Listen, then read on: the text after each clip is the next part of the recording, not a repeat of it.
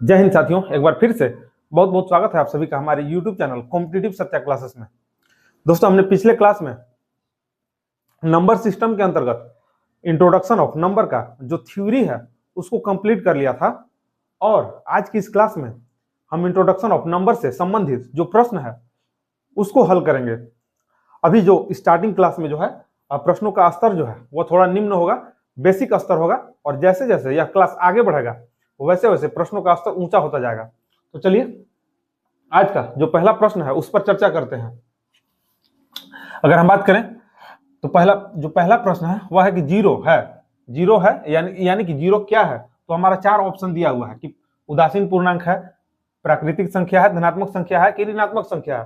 तो जब हमने थ्योरी पढ़ा था तो थ्योरी में हमने चर्चा किया था कि जीरो जो है वह उदासीन पूर्णांक है। जीरो जो है उदासीन पूर्णांक है, और साथ में यह भी पढ़ा था कि जीरो के दाहिने साइड जैसे हम एक संख्या रेखा को लेते हैं एक, और यहाँ पे जो मिड में है जीरो होता है, और जीरो के जैसे जैसे दाएं साइड हम लोग आगे बढ़ते हैं तो हमारा प्लस का 1, प्लस का 2, 3 इस तरह से आगे बढ़ते जाता है और इन्फिनिटी तक जाता है। वहीं अगर हम लेफ्ट साइड बढ़ते हैं तो माइनस का 1, माइनस का 2, माइनस का 1, माइनस का 2, और ऐसे ही बढ़ते बढ़ते माइनस का इन्फिनिटी तक जाता है। तो हमने उस समय चर्चा किया था इस चीज का कि जीरो जो है उदासीन पूर्णांक है, इसके अलावा 1, 2, 3, 4 जो प्लस का है वह धनात्मक पूर्णांक है, और माइनस का 1, माइनस का 2, माइनस का इन्फिनिटी तक ऋणात्मक पूर्णांक है। तो हमारा आंसर क्या हो जाएगा? उदासीन पूर्णांक। हमारा आंसर क्या हो जाएगा? उदासीन पूर्णांक। अगर हम बात करें अगले प्रश्न की तो हमारा अगला प्रश्न है कि प्रथम रूढ़ संख्या कौन है? प्रथम रूढ़ संख्या कौन है? रूढ़ संख्या को ही हम लोग अभाज्य संख्या कहते हैं, प्राइम नंबर कहते हैं। तो हमने पढ़ा था थ्योरी में, हमने पढ़ा कि जो रूढ़ संख्या है, अभाज्य संख्या है, वह एक और स्वयं को छोड़कर किसी दूसरे संख्या से विभाजित नहीं होता है। रूढ़ संख्या जो है एक और स्वयं को छोड़कर किसी दूसरे संख्या से विभाजित नहीं होता है। और इसके अंतर्गत हमने बात किया था कि पहला जो रूढ़ संख्या है वह 2 होता है, दूसरा 3 होता है, 5 होता है, 7 होता है, 11 होता है, इसी तरह से आगे बढ़ते जाता है। तो उस समय हमने चर्चा किया था कि जो पहला रूढ़ संख्या है, जो प्रथम रूढ़ संख्या है वह 2 है। तो हमारा आंसर क्या हो जाएगा यहाँ पे? ऑप्शन नंबर सी, पहला जो प्रथम रूढ़ संख्या है 2 है। और साथ में हमने ये भी चर्चा किया था कि 2 जो है, 2 वैसा अभाज्य संख्या है जो कि सम है। 2 वैसा अभाज्य संख्या है जो कि सम है, और 2 के अलावा बाकी जितने भी अभाज्य संख्या है वे सारे के सारे विषम संख्या है। चलिए अगर हम बात करें अगले प्रश्न की तो हमारा अगला प्रश्न है कि सम अभाज्य संख्या होती है कौन? 4 होती है, 2 होती है कि 5 होती है, या फिर डी में नन है, कोई नहीं। तो हमने अभी जस्ट पिछले प्रश्न में चर्चा किया था कि 2 जो है वह सम अभाज्य संख्या है, सम अभाज्य संख्या है, और 2 के अलावा जितने भी अभाज्य संख्या है वे सारे के सारे विषम अभाज्य संख्या होते हैं। 2 के अलावा जितने भी अभाज्य संख्या है वो सारे के सारे क्या होते हैं? विषम होते हैं। यानी कि 2 ही एकमात्र ऐसा संख्या है जो कि सम है, और वही चीज हमसे यहाँ पूछ रहा है कि सम अभाज्य संख्या होती है। तो सम अभाज्य संख्या जो हमारा है ऑप्शन नंबर बी में 2 जो है हमारा सम अभाज्य संख्या है। 2 जो है हमारा सम अभाज्य संख्या है। अगर हम बात करें अगले प्रश्न की तो हमारा अगला प्रश्न है कि पाई एक संख्या है, किस प्रकार का संख्या है? ऑप्शन में दिया है कि अपरिमेय संख्या है, परिमेय संख्या है, भाज्य संख्या है, या फिर काल्पनिक संख्या है। तो हमने पढ़ा था थ्योरी में कि रूट वाली संख्या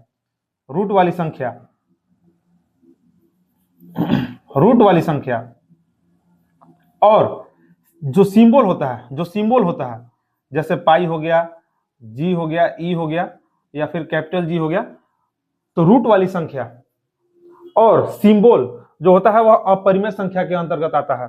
रूट वाली संख्या और सिंबल जो है वह अपरिमेय संख्या के अंतर्गत आता है। तो पाई हमारा सिंबल है, इस बेसिस पे हमारा आंसर क्या हो जाएगा? तो पाई एक अपरिमेय संख्या है, ऑप्शन नंबर ए। हमने थ्योरी में इस चीज का चर्चा भी की थी, और आप भली भांति इस चीज को अगर पीछे क्लास देखे होंगे तो आप जानते होंगे कि पाई जो है क्या है, परिमेय संख्या है कि अपरिमेय संख्या है। तो हमारा ऑप्शन नंबर हो जाएगा ए, अपरिमेय संख्या है। चलिए अगले प्रश्न की बात करें तो हमारा अगला प्रश्न है प्रथम भाज्य संख्या होती है, पहली भाज्य संख्या होती है कौन सी? 4 होती है, 3 होती है, 2 होती है, या 6 होती है? तो हमने थ्योरी में पढ़ा था कि भाज्य संख्या के बारे में अगर हम बात करें तो भाज्य संख्या के बारे में जो परिभाषा है वह है वह यह है कि वैसी संख्या जो एक और स्वयं के अलावा किसी तीसरी संख्या से भी विभाजित हो, वैसी संख्या को भाज्य संख्या कहते हैं। वैसी संख्या जो एक तथा स्वयं के अलावा किसी तीसरी संख्या से भी विभाजित हो, वैसी संख्या को भाज्य संख्या कहते हैं। और भाज्य संख्या का जो हमने बात किया था कि भाज्य संख्या का टोटल नंबर ऑफ फैक्टर जो होता है वह मोर देन 2 होता है। भाज्य संख्या का टोटल फैक्टर जो होता है मोर देन 2 होता है।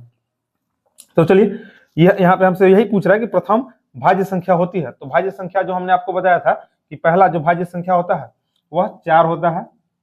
पहला भाज्य संख्या 4 होता है, 6 होता है, 8 होता है, 9 होता है और इसी तरह से आगे बढ़ते जाता है। तो हमारा जो पहला भाज्य संख्या होता है, हमने इसकी चर्चा भी की थी थ्योरी में कि जो हमारा पहला भाज्य संख्या होता है वह होता है 4। पहला भाज्य संख्या जो होता है, प्रथम भाज्य संख्या वो होता है 4। तो ऑप्शन के अकॉर्डिंग जो हमारा आंसर होगा वह होगा option number A. Option number A 4 जो है हमारा प्रथम भाज्य संख्या होगा। चलिए अगले प्रश्न की ओर आते हैं। हमारा अगला प्रश्न जो है वह है कि 1 है। 1 क्या है?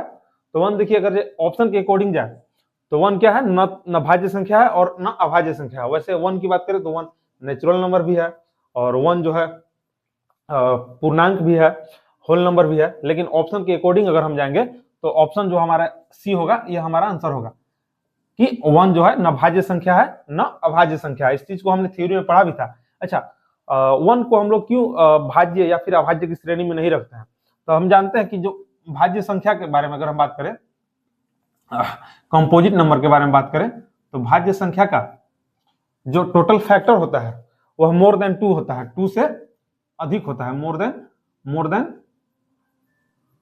2 होता है। वहीं अभाज्य संख्या का जो फैक्टर होता है, अभाज्य संख्या का जो फैक्टर होता है, अभाज्य संख्या का टोटल फैक्टर जो होता है वह होता है 2 होता है, केवल 2। एक 1 होता है, एक 1 और दूसरा खुद वह संख्या, यानी कि एक और स्वयं। तो देखिए, एक जो है अभाज्य होने के लिए आपको क्या चाहिए कि कम से कम मोर देन 2 फैक्टर्स होना चाहिए। तो 1 का फैक्टर जो है 2 से अधिक नहीं होता है। 1 का एक ही फैक्टर होता है जो कि 1 होता है, स्वयं 1 होता है। और अभाज्य होने के लिए कम से कम 2 फैक्टर होने चाहिए, एक वह संख्या और दूसरा 1। तो 1 खुदे है, दूसरा इसके लिए कोई संख्या है ही नहीं है। तो इसीलिए जो एक है वह न भाज्य है और न ही अभाज्य है। अगर हम बात करें अगले प्रश्न की, तो हमारा अगला प्रश्न है कि सह अभाज्य संख्या का एचसीएफ होता है क्या? 1, 2, 3, 4 क्या होता है?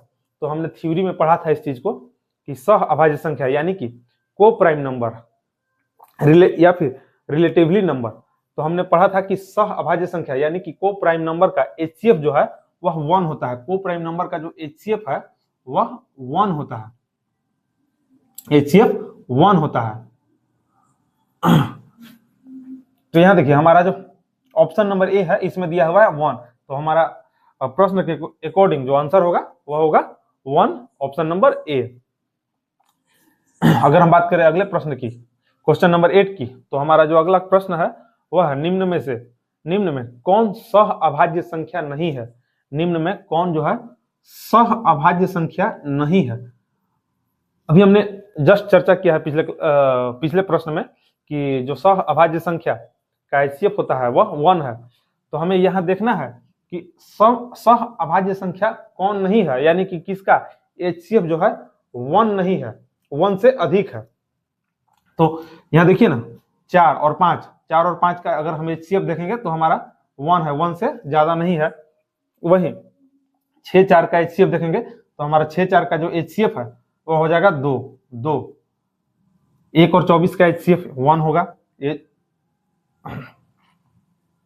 15 और 26 का भी एचसीएफ जो है 1 होगा। तो हमसे यही पूछ रहा है कि निम्न में से कौन सह अभाज्य संख्या नहीं है, यानी कि निम्न में से किसका जो है एचसीएफ 1 नहीं है, 1 से ज्यादा है। तो कौन सा है ऑप्शन? तो हमारा ऑप्शन है बी, ऑप्शन बी है, जिसका एचसीएफ जो है 1 से ज्यादा है। और हमने पढ़ा था कि सह अभाज्य संख्या वैसी 2 संख्या है जिसका जो एचसीएफ है 1 होता है, सह अभाज्य संख्या कहलाती है। तो हमसे यहाँ पूछ रहा है कि नहीं है, तो ये नहीं है सह अभाज्य संख्या, ऑप्शन नंबर बी 6 और 4 नहीं है।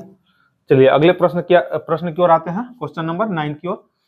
क्वेश्चन नंबर 9 में हमसे पूछ रहा है कि निम्नलिखित में से कौन सा परिमेय संख्या है, निम्नलिखित में से कौन सा परिमेय संख्या है। और यह प्रश्न जो है रेलवे ग्रुप डी 2018 में पूछा गया है। यह प्रश्न जो है रेलवे ग्रुप डी 2018 में पूछा गया है कि निम्नलिखित में से कौन सा परिमेय संख्या है, निम्नलिखित में से कौन सा परिमेय संख्या है। तो परिमेय संख्या के बारे में हमने बात किया था कि जिसे p बाई क्यू के रूप में लिख सकते हैं। थ्योरी में इस चीज की हमने चर्चा की थी कि वैसी संख्या जिसे p बाई क्यू के रूप में लिख सकते हैं जहां q जो है 0 नहीं होना चाहिए। तो आइए ना देखते हैं, ऑप्शन नंबर ए को देखेंगे तो देखिए ना 4 का जो है घनमूल दिया हुआ है। तो 4 का घनमूल हम लोग 4 का घनमूल होता नहीं है, घनमूल होता है आपका 4 का वर्गमूल होता है, 4 का वर्गमूल 2 होता है, जबकि यहाँ पे क्यूब रूट दिया हुआ है तो ये तो रूट से बाहर नहीं आएगा, यानी कि यह अपरिमेय संख्या है। वहीं अगर हम देखें 8 का क्यूब रूट की तो 8 का घनमूल निकलता है, 8 का घनमूल जो होता है वो होता है 2, 8 का घनमूल 2 होता है और माइनस में 2 है तो माइनस में 2 यानी कि 0। चलिए इसको चेक करते हैं, 2 का क्यूब रूट नहीं निकलता है, 2 का घनमूल नहीं होता है तो यह भी क्या है हमारा अपरिमेय संख्या है। वहीं 12 का भी क्यूब रूट नहीं होता है, 12 का भी घनमूल नहीं होता है तो 12 का घनमूल नहीं होता, यानी कि ये भी हमारा क्या है अपरिमेय संख्या है, ये भी हमारा क्या है अपरिमेय संख्या है। और ऑप्शन नंबर बी जो है 8 का क्यूब रूट होता है, 8 का क्यूब रूट जो है घनमूल 2 होता है और 2 यहाँ पे और 2 माइनस का 2 0 हो गया, यानी कि 0 जो है हमारा परिमेय संख्या है, 0 जो है हमारा परिमेय संख्या है। तो हमारा आंसर होगा option number B, option number B. चलिए अब हम अगले प्रश्न यानी कि क्वेश्चन नंबर 10 की ओर चलते हैं।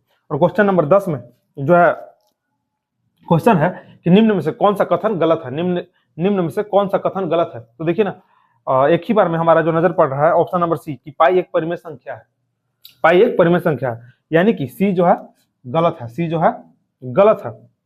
क्योंकि हमने थ्योरी में पढ़ा कि पाई जो है पाई एक अपरिमेय संख्या है, पाई एक अपरिमेय संख्या है।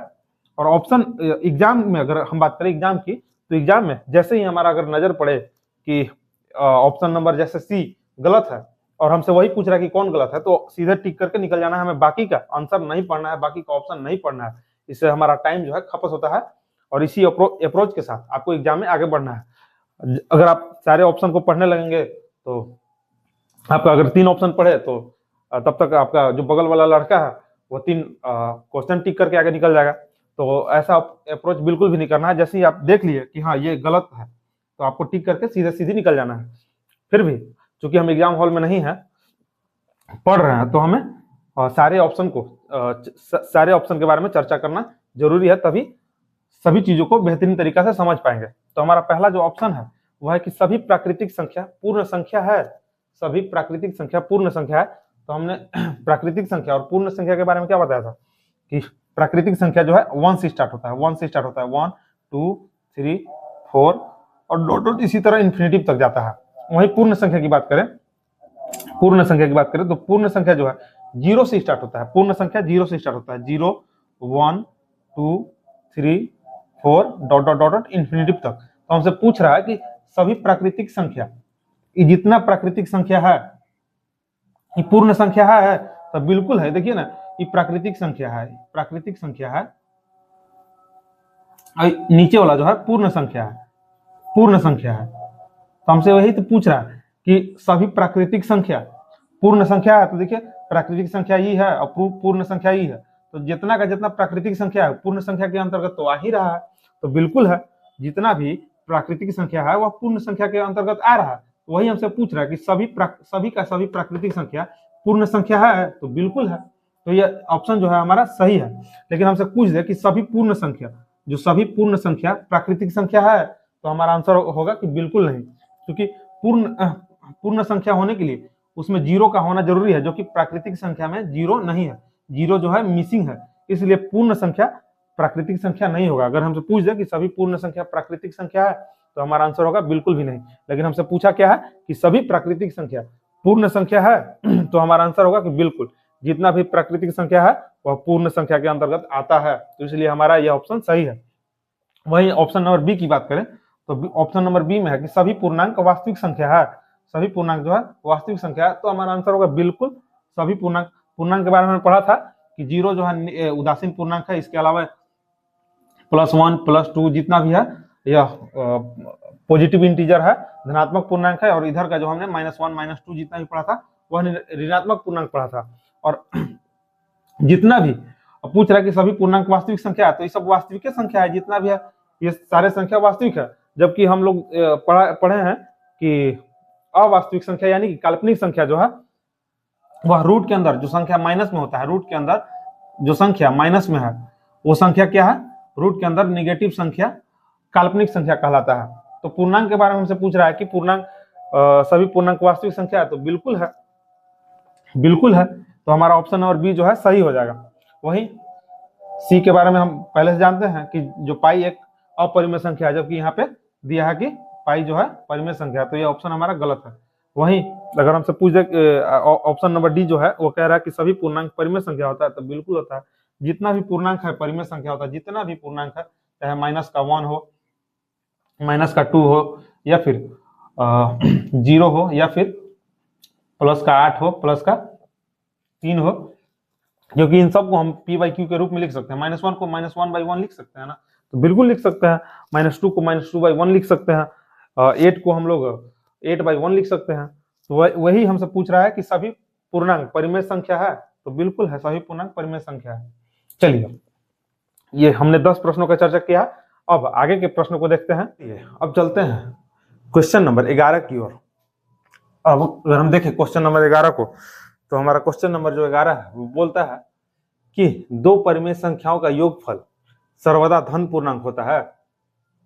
दूसरा में ऑप्शन नंबर बी में परिमेय या अपरिमेय संख्या हो सकता है, और ऑप्शन नंबर सी में बोला कि सर्वदा परिमेय संख्या होती है। ऑप्शन नंबर डी सर्वदा अपरिमेय संख्या होती है। तो आइए चेक करते हैं और पता करते हैं कि कौन सा ऑप्शन सही है।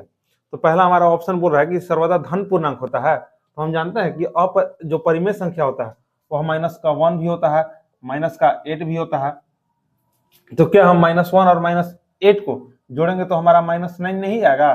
बिल्कुल आएगा। तो -9 क्या धन पूर्णांक है? -9 क्या धन पूर्णांक है? बिल्कुल भी नहीं। तो यानी कि ये ऑप्शन क्या है? गलत है। सर्वदा धन पूर्णांक नहीं होगा, ऋण पूर्णांक भी हो सकता है। वही दूसरा ऑप्शन हमारा कह रहा है कि परिमेय या अपरिमेय संख्या हो सकता है। तो देखिए ना, जो परिमेय संख्या होता है -1, -2 या 8 या फिर 0.3, ये सब क्या है? परिमेय संख्या है। ये सब क्या है? परिमेय संख्या। जबकि हम अपरिमेय संख्या जानते हैं कि सिंबल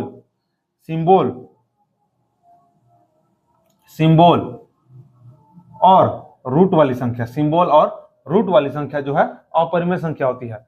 तो हमारा ऑप्शन नंबर बी कह रहा है कि परिमेय या अपरिमेय हो सकता है। तो जब हम दो परिमेय संख्याओं को जोड़ेंगे, जब भी हम दो परिमेय संख्याओं को जोड़ेंगे तो हमारा परिमेय तो आएगा, लेकिन अपरिमेय बिल्कुल नहीं आएगा। क्योंकि अपरिमेय होने के लिए कोई ना कोई संख्या एक रूट में चाहिए या फिर सिंबल वाला चाहिए।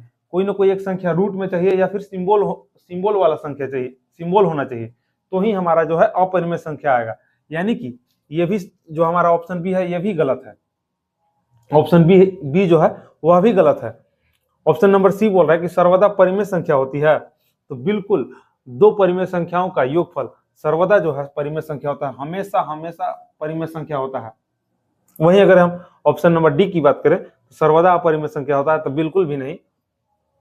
दो परिमेय संख्याओं को जब भी हम जोड़ेंगे तो हमेशा हमारा परिमेय संख्या प्राप्त होगा, सर्वदा परिमेय संख्या प्राप्त होगा।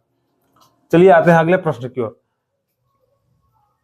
अगला प्रश्न है हमारा कि बड़ा से बड़ा ऋण पूर्णांक है कौन सा?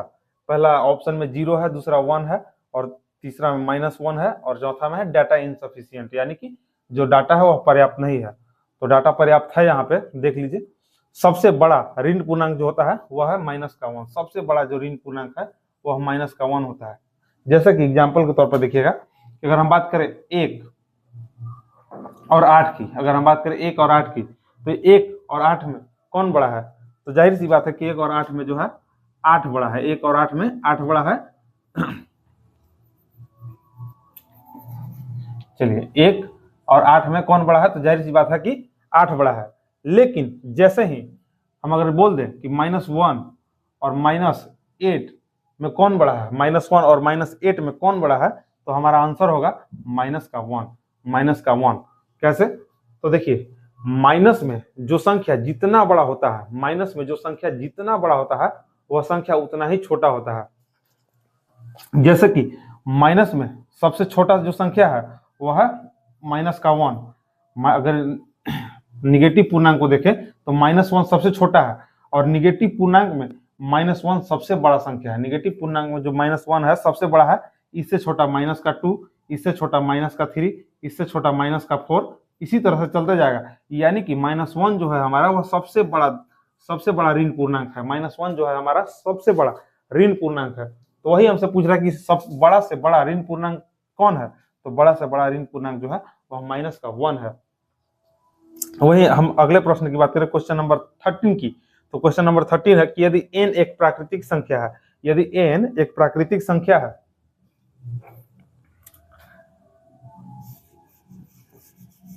यदि n एक प्राकृतिक संख्या है तो रूट n क्या है? यदि n एक प्राकृतिक संख्या है तो रूट n क्या है? तो आइए ना मान इसका पुट करके देखते हैं। रूट के n के जगह पर पहले हम 1 पुट करते हैं। n के जगह पर 1 पुट करेंगे तो हमारा क्या होगा? रूट 1 का वैल्यू क्या होता है? 1 होता है। रूट 1 का वैल्यू 1 होता है। n के जगह पर अगर हम 2 पुट करेंगे, अगर हम n के जगह पर 2 पुट करेंगे तो यहाँ पे क्या हो जाएगा? रूट 2, और रूट 2 का जो है रूट 2 ही रह जाएगा। वही अगर हम n बराबर 3 पुट करेंगे, n बराबर 3 पुट करेंगे तो क्या हो जाएगा? रूट 3, और रूट 3 जो है रूट से नहीं निकलेगा, रूट 3 ही रह जाएगा। वहीं n बराबर अगर हम पुट करें तो हमारा n बराबर 4 पुट करें तो हमारा हो जाएगा रूट 4, और रूट 4 का जो है स्क्वायर रूट कितना होता है? तो 2 होता है। रूट 4 का वर्गमूल कितना होता है? तो 2 होता है। तो हमसे पूछ रहा है कि यदि n एक प्राकृतिक संख्या है तो n क्या, रूट n क्या है? तो रूट n क्या है? हमेशा एक प्राकृतिक संख्या। तो देखिए ना, हमेशा एक प्राकृतिक संख्या है नहीं, एक तो है प्राकृतिक संख्या, 2 तो है, लेकिन रूट 2 क्या प्राकृतिक संख्या है? रूट 3 क्या प्राकृतिक संख्या है? नहीं। यानी कि ये ऑप्शन हमारा गलत है, हमेशा एक प्राकृतिक संख्या नहीं है। वहीं हमारा दूसरा कह रहा है ऑप्शन नंबर बी कि हमेशा एक परिमेय संख्या है। तो देखिए ना, एक तो परिमेय संख्या है, लेकिन क्या 2 परिमेय संख्या है? नहीं। रूट 2 परिमेय संख्या नहीं है, रूट 3 भी मेरा परिमेय संख्या नहीं, अपरिमेय संख्या है, 2 परिमेय संख्या है। तो आप पूछ रहा है कि हमेशा एक परिमेय संख्या है, तो बिल्कुल नहीं। 1 तो परिमेय है, जबकि रूट 2 और रूट 3 अपरिमेय संख्या है, तो हमेशा एक परिमेय संख्या भी नहीं है, यानी कि ये भी गलत है। वहीं अगर हम ऑप्शन नंबर सी की बात करें तो ऑप्शन नंबर सी क्या है कि हमेशा एक अपरिमेय संख्या है। तो नहीं, देखिए ना, अपरिमेय संख्या यहाँ है, लेकिन n के 1 मान के लिए n बराबर अगर हम 1 पुट करते हैं तो 1 के लिए जो है अपरिमेय नहीं है, परिमेय है। n के वैल्यू 2 लेते हैं तो n का वैल्यू 2 के लिए जो है रूट n का मान क्या है? अपरिमेय संख्या है। यानी कि हमारा ये भी ऑप्शन नंबर सी भी सही नहीं है, हमेशा एक अपरिमेय संख्या नहीं है, परिमेय भी है, अपरिमेय भी है। ऑप्शन नंबर डी की बात करें तो क्या कह रहा है कि या तो एक प्राकृतिक संख्या या एक अपरिमेय संख्या। तो देखिए ना, या तो एक प्राकृतिक संख्या है, अपरिमेय संख्या है तो है, अपरिमेय संख्या है तो है, प्राकृतिक संख्या है तो है। यानी कि ऑप्शन नंबर डी जो है मेरा सही है, या तो एक प्राकृतिक संख्या होगा या फिर अपरिमेय संख्या होगा, या तो एक प्राकृतिक संख्या होगा या फिर अपरिमेय संख्या होगा। वही अगर हम बात करें अगले प्रश्न की, तो हमारा अगला प्रश्न है इनमें से कौन सा एक सही नहीं है? इनमें से कौन सा एक सही नहीं है, यानी कि कौन सा एक गलत है, कौन सा सही नहीं है की जगह पर हम ये भी लिख सकते हैं कि कौन सा एक गलत है, कौन सा एक जो है गलत है। तो हमको सबसे गलत जो गलत है उसको यहाँ पे चुनना है। तो ऑप्शन नंबर ए में क्या है कि एक न तो भाज्य है और न ही अभाज्य है, एक न तो भाज्य है न ही अभाज्य है, तो ये तो सही है। ये क्या है? सही है, सही है, सही है। तो हमको क्या क्या चुनना है कि गलत कौन है? तो ये तो सही है। 0 न तो धनात्मक है और न ही ऋणात्मक है, 0 न तो धनात्मक है न ही ऋणात्मक है, तो ये भी सही है, ये भी सही है। अच्छा, ये क्या है? ऑप्शन नंबर सी, यदि P इंटू Q सम है तो P और Q हमेशा सम होंगे। तो देखिए ना, अगर P की जगह पर हम मान के लिए 3 रखें और Q की जगह पर 4 रखें तो हमारा क्या आएगा? सम आएगा, सम आएगा, ठीक। लेकिन यहाँ पूछ रहा है कि P और Q हमेशा सम होंगे, तो देखिए ना क्यू पी का मान अगर हम 3 रखे हैं तो सम थोड़ी है, ये तो विषम है। तो ये हमारा क्या है कि गलत है, ये क्या है गलत है, और हमसे गलत होते हुए भी ये सही है। हमसे यही पूछ रहा है कि निम्न में से इनमें से कौन जो है गलत है, तो यही गलत है।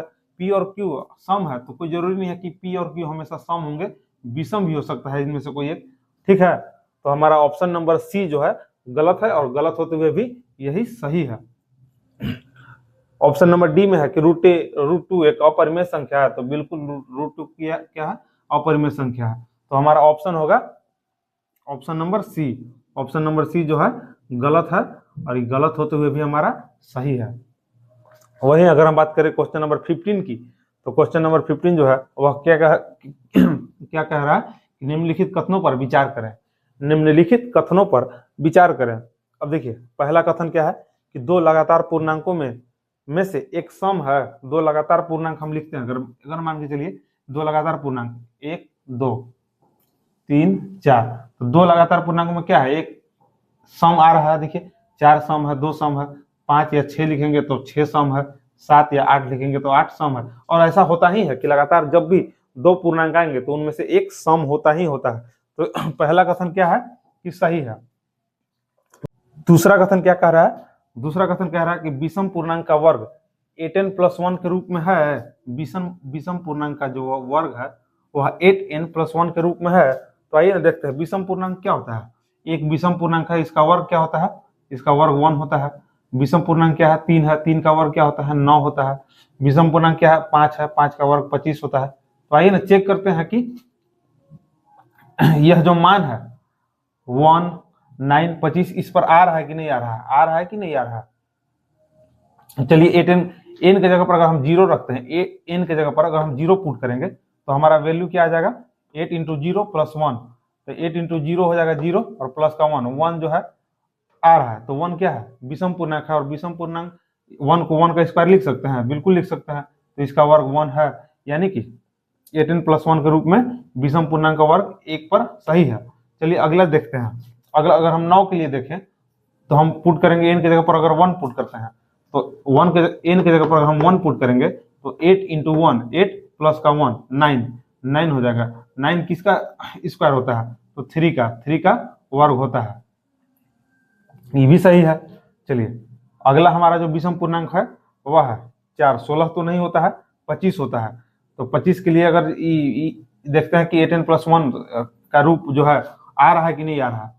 तो n के जगह पर हम 3 रखेंगे, n के जगह पर अगर हम 3 रखेंगे तो 8 3 के 24 प्लस 1 25 हो जाएगा। और 25 क्या होता है 5 का स्क्वायर होता है, यानी कि 5 जो विषम पूर्णांक है और विषम पूर्णांक का ये वर्ग है। यानी कि जो हमारा ऑप्शन कथन 2 है वह सही है। विषम पूर्णांक का वर्ग जो है 8n+1 के रूप में है। विषम पूर्णांक का जो वर्ग होता है वह 8n+1 के रूप में है, जबकि हमने आपको प्रूफ करके दिखा दिया, मान पुट करके दिखा दिया कि यह इस रूप में है। n के जगह पर 0 रखें तो हमारा 1 आया, और 1 जो है 1 का वर्ग होता है, 1 का वर्ग 1 होता है। हम n के जगह पर 3 रखें 1 रखें तो हमारा 9 आया, और 9 जो है 3 का स्क्वायर होता है, 3 का वर्ग होता है। n के जगह पर 3 रखें तो हमारा 25 आया, जो कि विषम पूर्णांक 5 का वर्ग होता है। तो कथन 2 भी हमारा सही है। तो ये पूछ रहा है केवल 1 तो नहीं, केवल 2 नहीं, 1 एवं 2, 1 एवं 2 दोनों सही है, 1 एवं 2 दोनों सही है। तो चलिए इस क्लास को यहीं पे खत्म करते हैं, और इससे अगले क्लास में हम क्वेश्चन नंबर 16 से देखेंगे। और आज की इस क्लास के बाद जो अगला क्लास होगा उस क्लास में जो है प्रश्नों का स्तर थोड़ा बढ़ते जाएगा, क्वेश्चन का जो लेवल है थोड़ा बढ़ते जाएगा। तो चलिए तब तक के लिए विदा लेते हैं और मिलते हैं अगले क्लास में। तब तक के लिए जय हिंद जय भारत।